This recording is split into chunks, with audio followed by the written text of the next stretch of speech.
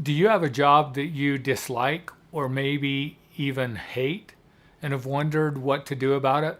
Well, today we're going to talk about what to do when you hate your job.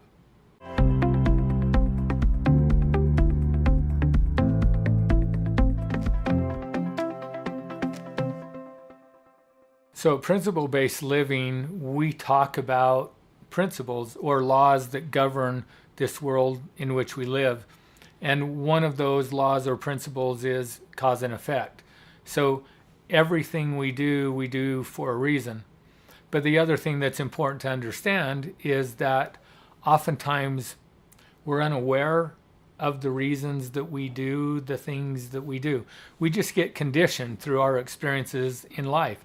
So we try something and it doesn't work. So the next time we try something else, and we keep trying things until it works. And then when we find something that works, we do it again. And if it works again, we do it again. And eventually it becomes a habit and something that we do over and over and over. But we never really consciously understand why, because all of this is kind of happening at a subconscious level. So let's talk about your job. If you have a job that you hate, well, that probably didn't just happen for no reason. In fact, I guess the first question that I would ask is, when you took the job, when you first started working at the job, did you hate the job then? My guess is no, you didn't. So now it's important that we kind of understand and talk about beliefs, right? Because maybe you did take a job that you hate, but it's because you believed that you needed that job. So you needed money, so you took a job that you hated, and maybe you hated it from the very beginning. Okay, that would be your choice, though, recognizing and understanding that I chose this job. I didn't have to. Now maybe I believed that I had to. Maybe I believed that I had no other options. Think about that. Is that a true belief or is that an incorrect belief? I believe we always have other options. If we don't know what those options are, what that tells us is that we may be lacking knowledge or information. And so that tells us I need to seek out more information so that I have more options. So it could be that you took a job from the very beginning and you hated it. So now let's set that aside for a minute. And let's say that you started a job and in the beginning you really liked your job, but now you've gotten to the point where you hate your job. The question now is, so what changed? Why is it that you liked your job in the beginning, but now you hate your job? It's unlikely that the job itself changed significantly. Now, again, it may have. Maybe your job did change, and if that's the case, then that would be something outside of your control that changed, and you don't like the job as much as you did when the job began. But let's say the job that itself has not changed, but you just no longer like it, and in fact, you hate it. The question then is, what did change? If it wasn't the job, well, what did? It would have to be my experience in the job. So maybe when I took the job, or maybe in the beginning, I had a thought or an expectation about what that job was going to be like. And maybe I was excited about the job in the beginning. But as I spent time in the job, it turns out that the job isn't exactly what I thought it was going to be. So think about this, though. If in the beginning I liked the job and I was excited about the job, was it the job that was making me excited and making me enjoy the job? Or was it my expectations and my thoughts and beliefs about the job? Because the truth is, I may not have known truly what that job was going to be like, but I expected it to be a certain way. And so initially it was, but then as I had more experience, I decided it's not what I expect. It's not what I wanted, and I no longer like it. And then maybe as I began to dislike the job, here's the thing. We have a filter in our brain called the reticular activating system. And that filter filters out things that are irrelevant, because the subconscious part of our brain can process thousands, even millions of bits of information more than the conscious part of our brain. And so that filter filters out the things that it believes are irrelevant. So if I start telling myself that I don't like my job, that my job is boring, or whatever it is, it's too hard, or the people that I work with are a pain to work with, or my boss is difficult to work with. Whatever I begin to start thinking and telling myself, that's going to adjust the filter in my brain. And what will happen is I will begin to see more of the things that I'm expecting and less of the things that I don't expect to see. So if I start disliking my job, I'm going to see more of the things that I dislike. So there's a couple of, I guess, situations or examples of how I could end up in a job that I hate. Now let's talk about, well, what can I do if I'm in that job? There's actually 3 choices that I think that you have. The first choice is that you could quit. So if you really hate your job, quit.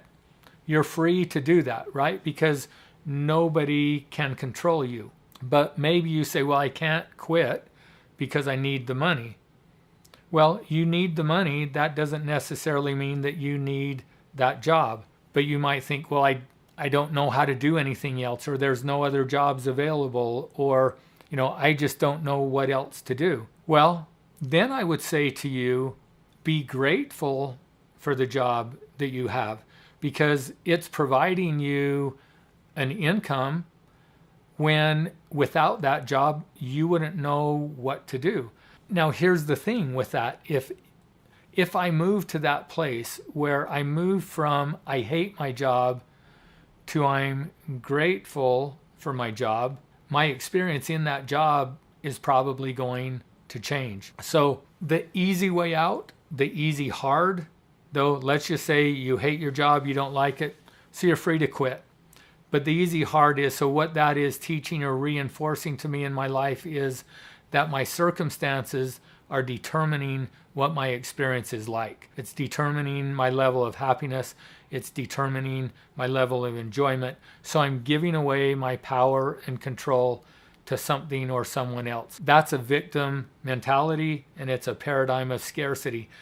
And if that's the way that you want to choose to live your life, just expect that you're going to receive more and more of that, of the same, more and more of the same in your life. Because the truth about happiness is, until I can figure out how to be totally and completely happy right now in the circumstance and situation that I'm in, I will never be totally and completely happy. So it's really not about the job. It's more about your thoughts and beliefs about the job. So the second choice that you have is that you can stay in the job and continue to hate it. And if you want to be unhappy and you want to hate your job and to be miserable, that's a choice that you have. If you need the money and you want to stay. Now, as I'm saying this, some of you may really not like what I'm saying because it may come across as if I'm blaming you. I'm not blaming, and my intent is not to blame you. My intent really is to empower you. I want you to understand that you have the freedom to do whatever you want. So you're free to work at the job, or you're free to quit. You're free to stay in the job and to be unhappy in the job. But just know that, again, our emotional state is something that we choose with our thoughts. And there's a lot of other videos on our channel here that talk about emotions and where our emotions come from. So if you want to know more about that, seek out some of the other videos. But just know for now that our thoughts create our emotions and they create our experience. So I have a choice to stay in the job or to quit. And if I stay in the job, I can choose to be miserable. But just know that you're choosing that. And so then accept it. Now here's the crazy thing about that.